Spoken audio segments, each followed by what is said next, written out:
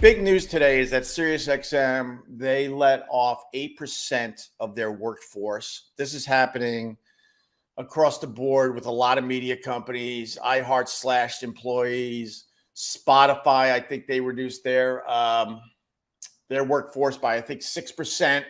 And SiriusXM went for 8%. Memo came out from the big wig. We have to make these cuts to save the company, basically. But I guarantee she didn't slash her salary.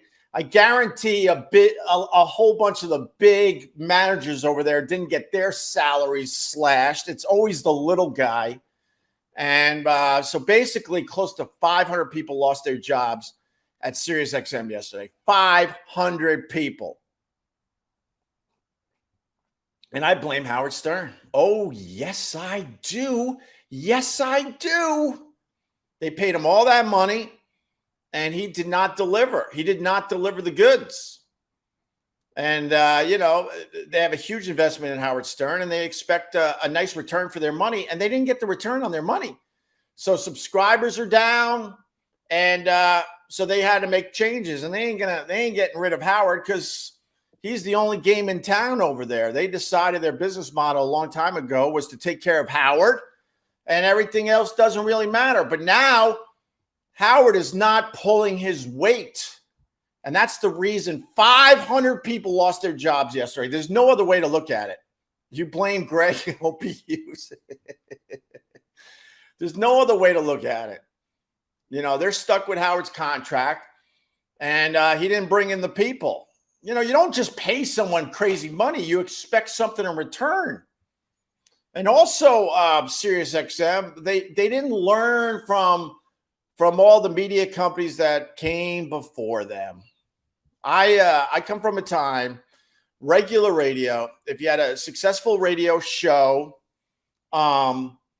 they paid you millions. Regular radio, there was a term in regular radio where they would talk about how we're just printing money.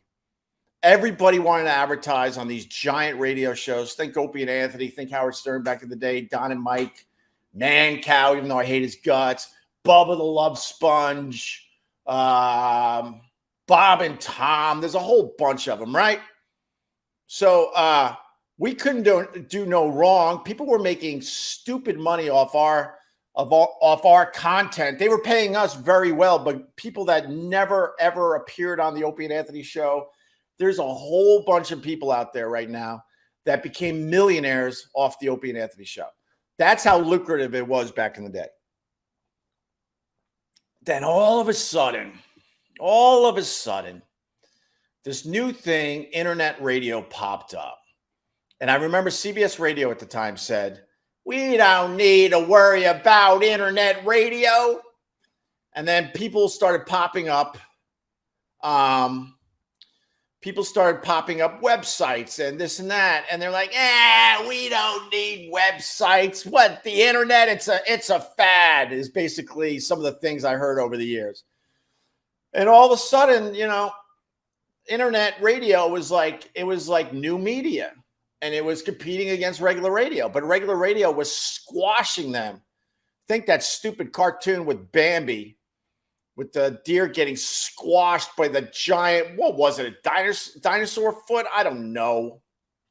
And I remember like more and more stuff was popping up on the internet. And I remember CBS Radio, I could talk for them. And the other big giant radio companies were doing the same thing. They're like, we can't make money off this, so we don't need to worry about this. We're printing money.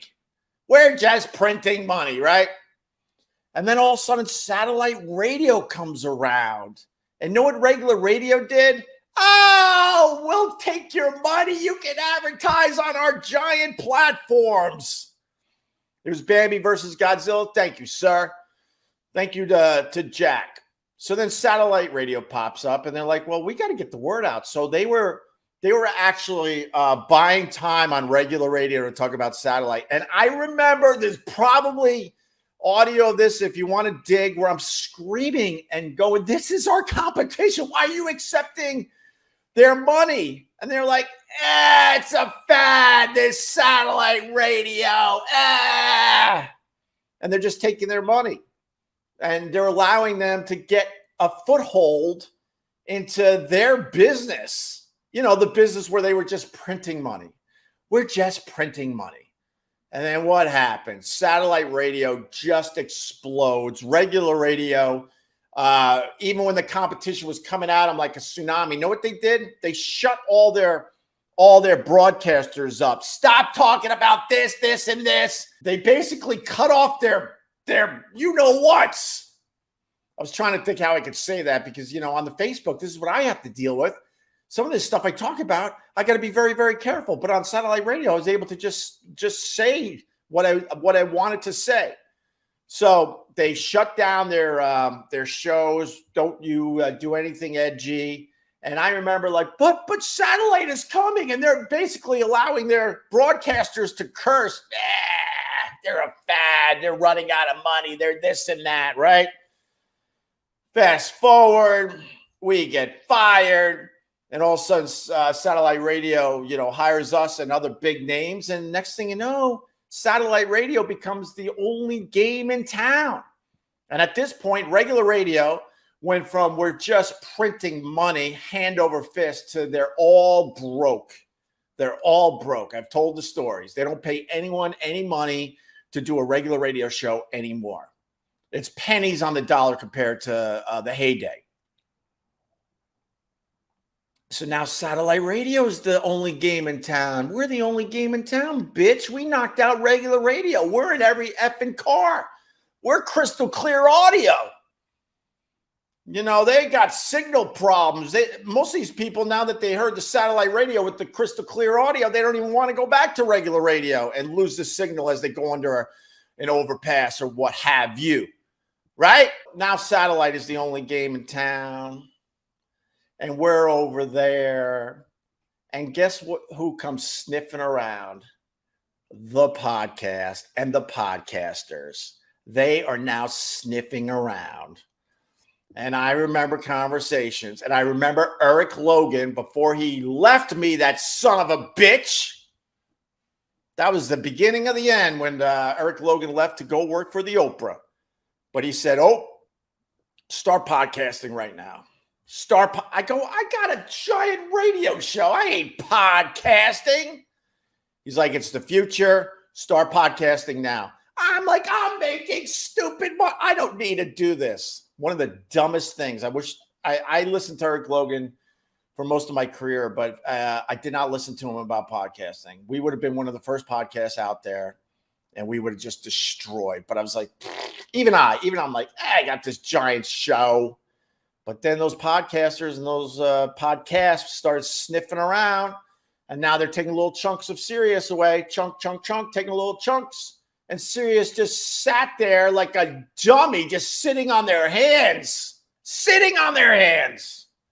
And then podcasts taking more and more. Now everybody in the world has a damn podcast. So why would you pay for satellite radio? Why the hell would you do that? The only thing they got that's different is Howard Stern. And then it got to the point. It got to the point where we had our own channel. It was called Opie and Anthony. The podcast, you couldn't ignore them anymore. Everybody wanted a show on our channel. I mean, everybody, every comic, and we had to pick and choose. Pick some of our friends that probably didn't even deserve it, but they were loyal to us. And then we picked some heavy hitters. And two of those guys, I will tell this story again. Two of those guys were Bill Burr and Joe Rogan.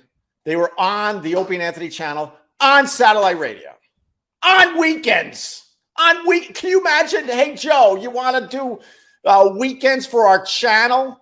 Can you imagine? But that's where he was in his career. Now the podcasts are sniffing around. Satellite radio is just blowing them off. They're making the exact same mistake regular radio is doing. Regular radio saw all this new media coming and they just ignored it. Satellite radio saw all the podcasters coming and the podcast shows coming, and they ignored all of it until it was too late. And there was a time that on the weekends when Opie and Anthony weren't on or we didn't have a replay, you could hear Bill Burr and Joe Rogan. They're two monsters now in the podcast world. Monsters. And then Bill Burr famously came to me like, "Oh, I love you. You know, you've done a lot for me. But at this point in my career, I want to get paid for my stuff. I don't want to give anything away for free anymore." I totally understood that. No knock on Bill Burr whatsoever. I get it, because in the end, it's business. You know, at first you do it kind of for free because it's helping your brand, helping sell tickets. But then it gets to a point where, you know, you're like, well, I need a little more now. I get it. So I'm like, I understand, Bill. I'll have a conversation with the company. And right around the same time, I believe, it's been a while now, so maybe my timeline's a little off. Rogan comes to me, literally texts me. He goes, "Oh, I love being on your channel, but I don't like that they're cutting my show," because they were cutting them into blocks. And, you know, especially back then, Joe Rogan was long form. He would turn on his shit and talk for 3-4 hours. And we were taking like an hour of it, 2 hours of it, whatever it was. I'm trying to remember the time slot, maybe 2 hours, and squeeze in 2 hours of Joe Rogan on the channel on weekends. And Rogan's like, if you guys can't run my whole show, I got to move on. So I went to the company. This is the God's honest truth. And I need people to believe this. If you want to spin other garbage, whatever, but you got to believe this because it's important to what's happening today. So I go to the company. I go, "Yo, Bill Burr doesn't want to give his podcast away for free. He's not asking for a lot of money." That was the key too. He wasn't asking for a lot of money. And then, and Rogan also, we have a problem there. He just wants his whole show played in its entirety on weekends. We're cutting it up, and he doesn't like that. Rogan wasn't even asking for money at that point. He just wanted his whole show to be played and not just portions of it. The company famously said to me, through Don Wickland and through somebody, I'll leave the big names out today, and basically said, "We don't need Joe Rogan. We don't need Bill Burr." And they took him off the Opie and Anthony channel. They took Joe Rogan and Bill Burr off the channel. I handed them to SiriusXM. I handed them Joe Rogan and Bill Burr because of our relationships with those two guys. And they didn't see it. Because just like regular radio, they couldn't see past their own dicks. We're the only game in town. We don't have to worry about podcasting. Rest is history with Rogan. He now, you know, I'm not in good standings with Joe Rogan, but the fact remains he's way bigger than Howard Stern, and the company could have had him. They could have made a deal with the guy. So Rogan's giant, and Rogan's taken a massive chunk away from SiriusXM at this point, a massive chunk, as well as other high-profile podcasts, including Bill Burr, of course. And that's why yesterday, SiriusXM had to fire 500 employees. Cheers. When you're the only game in town, man, you can't ignore the footsteps. There were footsteps. They were getting louder and louder, and they kept ignoring them. Now the podcast is king. It's absolutely king. And a lot of these guys, they're not going to go to SiriusXM because SiriusXM can't pay them the money that some of these guys are making on their own. I know people that used to do the show. I want to say they're making $100,000 a month. That's a low number at this point for some of these guys you know and love. That's a low number. That's a low number. SiriusXM can't pay that. There was a time they could have controlled the whole podcast thing, but they're like, "Yeah, we're the only game in town. Podcasting's a fad." I guarantee they had that in a dumb meeting somewhere. And then they had a holy crap moment like, "Oh my God." So they tried to get into the podcast game, but they came in too late. They came in too late. And I blame Howard Stern. Yes, because their business model was take care of Howard Stern. Everything else doesn't matter. We'll pay him all this money. He'll bring in the subscribers. We'll make our numbers. They're not making their numbers anymore because Howard Stern is not delivering anymore. And because Howard Stern's not delivering anymore, probably, the one thing that hurt him was hiding in his basement for all those years. 500 good people. There's probably a couple assholes in there that I'll find out about that lost their jobs, and I'll be happy. But in general, 500 hardworking people lost their jobs yesterday at SiriusXM. And that's the story, morning glory. You look at regular radio, it's a disaster. And they had the world by the balls, but they didn't want to pay attention to what was going on slowly but surely in front of their eyes. It didn't happen fast. It was a slow build. All they had to do was invest a little money in the new media back in the day, and the SiriusXM and satellite radio would have never been a thing.